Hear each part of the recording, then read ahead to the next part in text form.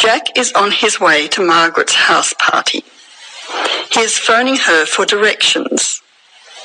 First, you'll have some time to look at questions 1 to 5.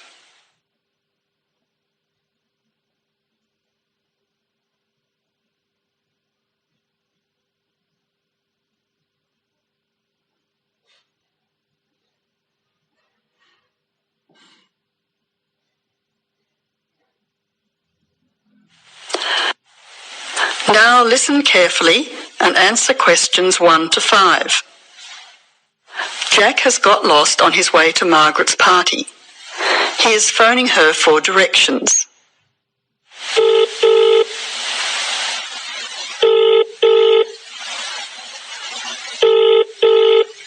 Hello, is that Margaret? Yes, who's speaking? Margaret, it's Jack. I think I'm lost. I can't see a signpost and... Jack, so where are you now? Well, I'm a bit confused about the directions, but I'm at a T-junction. What can you see around you? I can see a pub on the corner. Can you see the name of the pub? Wait a minute, let me see. It's hard to see in the dark.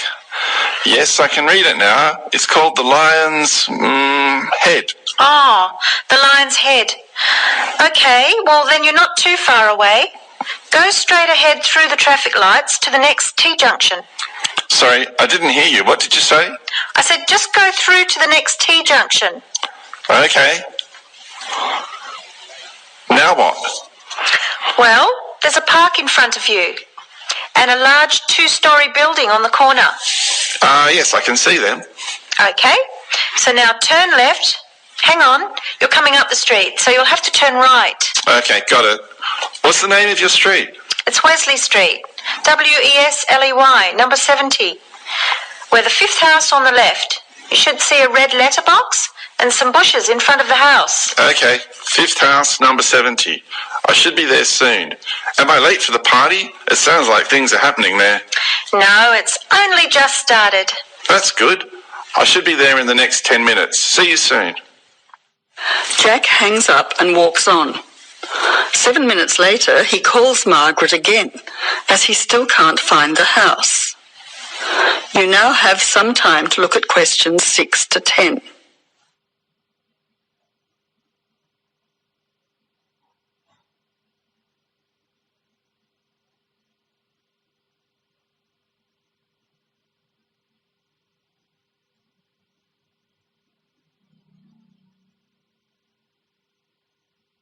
As you listen, answer questions 6 to 10.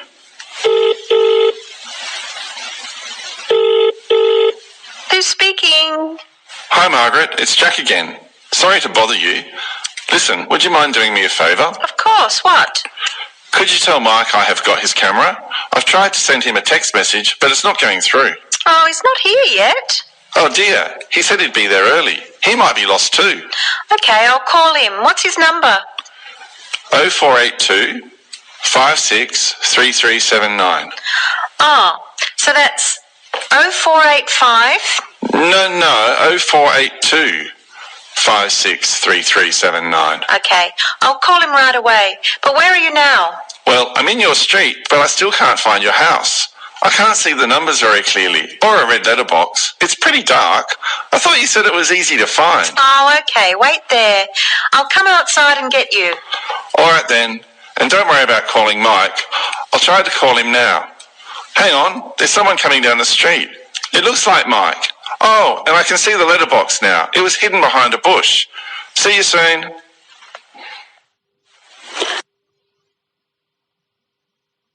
That is the end of part 1. You now have half a minute to check your answers.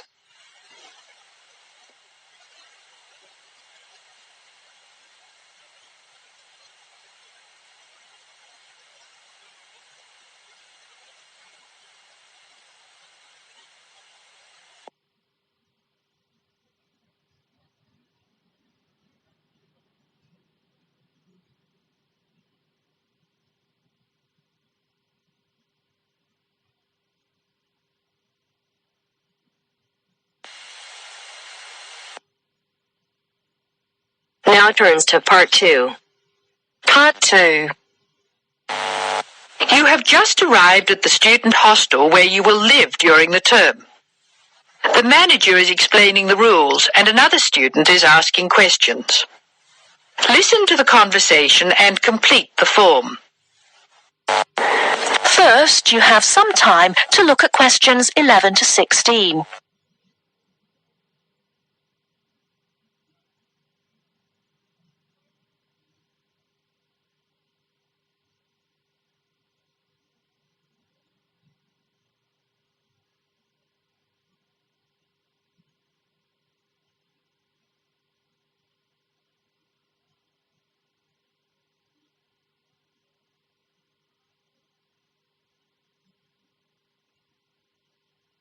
Now, listen carefully and answer questions 11 to 16.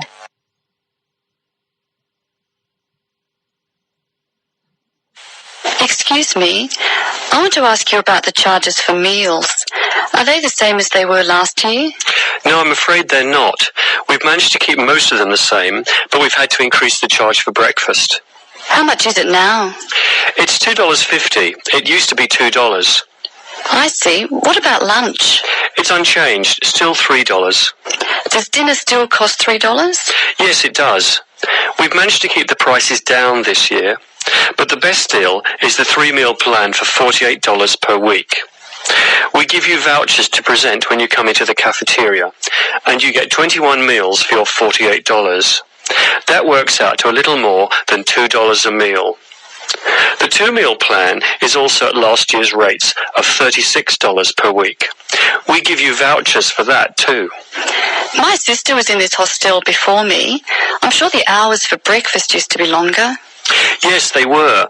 They used to be 7 to 9:30, but to keep our expenses down, we made them 7 to 9. Lunch is the way it was, though. Hold on. Dinner, 6 to 7:30. Isn't that a change? Yes, it is. And in fact, the form is wrong. It used to be 5:30 to 7:30, but now it's 6 to 8 p.m. 6 to 8 p.m. That's good. So, which plan would you like? I'd like to think about it, please. I need to check my lecture schedule. Before you hear the rest of the talk, you have some time to look at questions 17 to 20.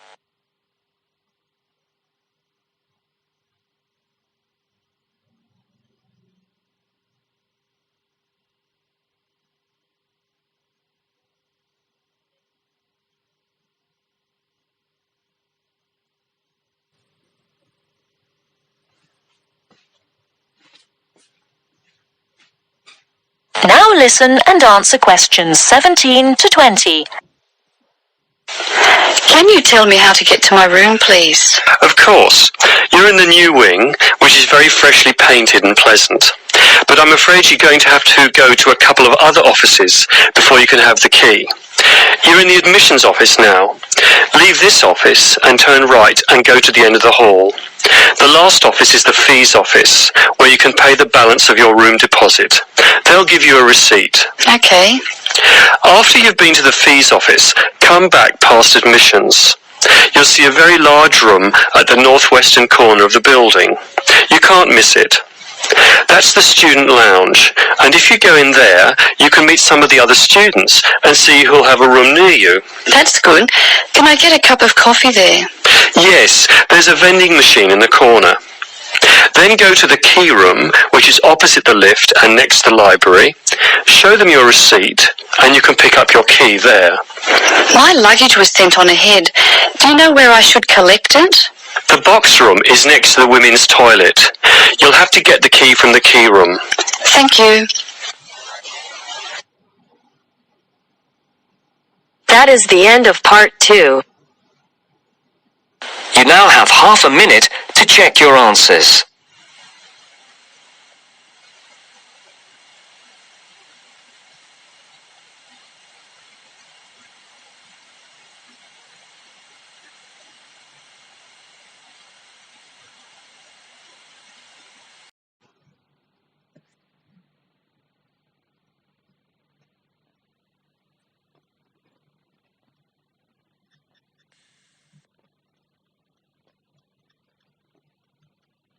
Hear a conversation between a research student, Jeremy, and his supervisor.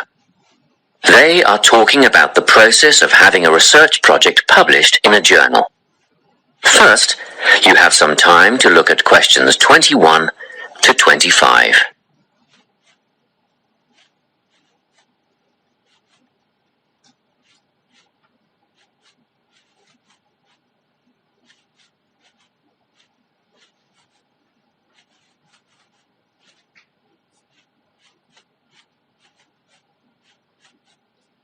Listen carefully and answer questions 21 to 25.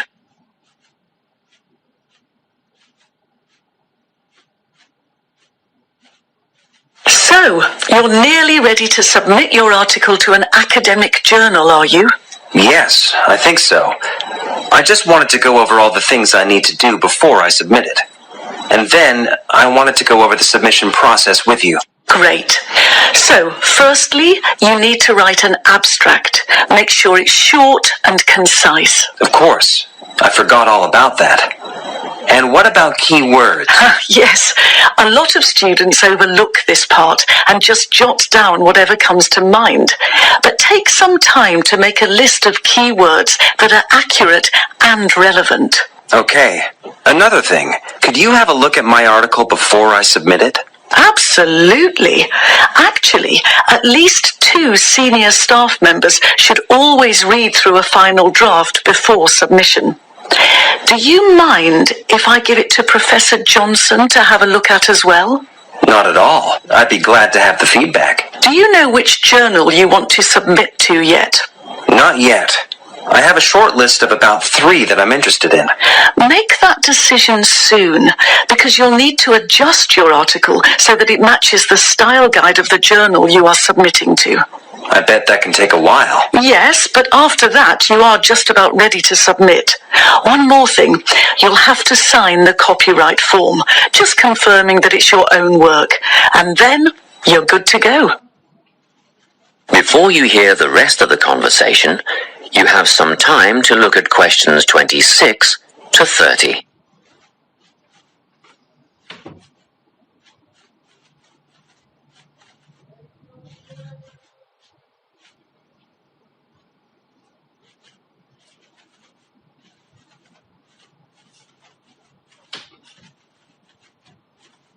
Now listen and answer questions 26 to 30.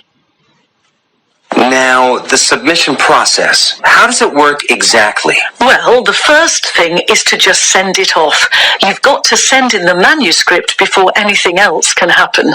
Sure. And then should I call to check if they have received it? No need for that, no. All you have to do is just log on to your email regularly, because you will get a submission confirmation once they have processed the manuscript. And that will have comments on what they thought of it? No comments yet. That email is just to let you know they have received it. The next stage is what is known as peer review. This is when experts in the field review your manuscript and decide whether to accept it. No, they'll never accept me. I'm only a master's student. Don't worry about that, Jeremy. It's all done through a double-blind method. That means that whoever reads your manuscript has no idea whether you are a grad student or a Nobel Prize laureate. They'll only be judging your work, not you. Well, that's good to hear. And then what, once they've made their decision? Well, there are 4 possible outcomes. You might get an acceptance, but a first-off acceptance is very, very rare. Don't pin your hopes on it. You could also get a rejection, but these don't happen very often either. I don't think this will be a problem. What do you think I'll get? If you're very lucky, you'll get a conditional acceptance. This means that they've accepted the article and it will be published, but you need to tweak a few things first. A sentence here, a heading there, nothing major. That sounds good. But to be honest, you will probably end up with a revise and resubmit. This means they are definitely interested, but you will need to rework the paper before it's accepted. The necessary changes will be outlined by the reviewers. Okay. So I just fix the things that need changing and present it again? Yes, but include a cover letter that discusses the changes you have made. The same goes for a conditional acceptance, actually. It helps the reviewers see that you've taken their criticism seriously. That is the end of part 3. You now have half a minute to check your answers.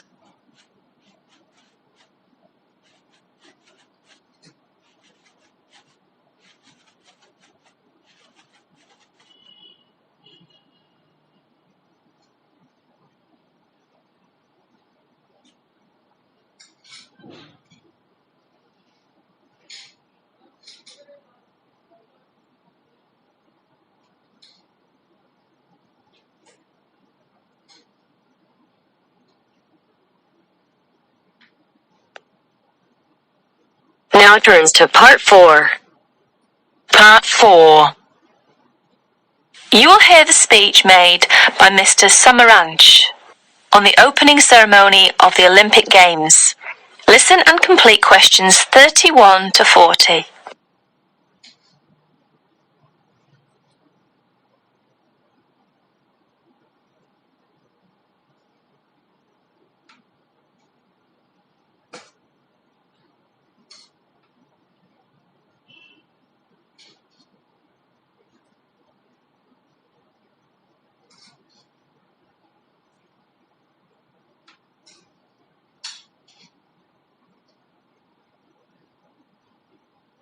Here is the President of the International Committee, Mr. Samaranch's speech at the opening ceremony of the 26 Olympic Games. I'll read it for you. On behalf of the International Olympic Committee, it gives me great pleasure to welcome you to the Games of the 26th Olympiad, Sydney 2000. The goal of the Olympic movement is to contribute to building a peaceful and better world by educating youth through sport practice without discrimination of any kind and in the Olympic spirit. In the spirit, nations and youth of the world come together every 4 years to celebrate the world's largest sporting festival. SOCOG has organized these sporting competitions in consultation with the international federations responsible for each sport.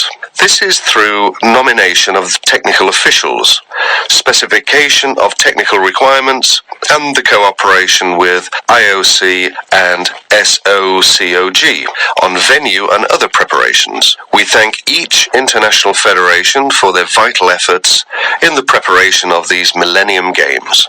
The Sydney 2000 Olympic Games is also the centenary of women's participation. With a record number of events and disciplines for women at the Games, the Olympic movement continues to recognize and support the vital role of women in sport.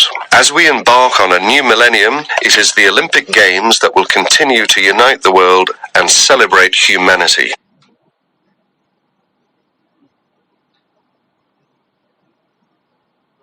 That is the end of part 4.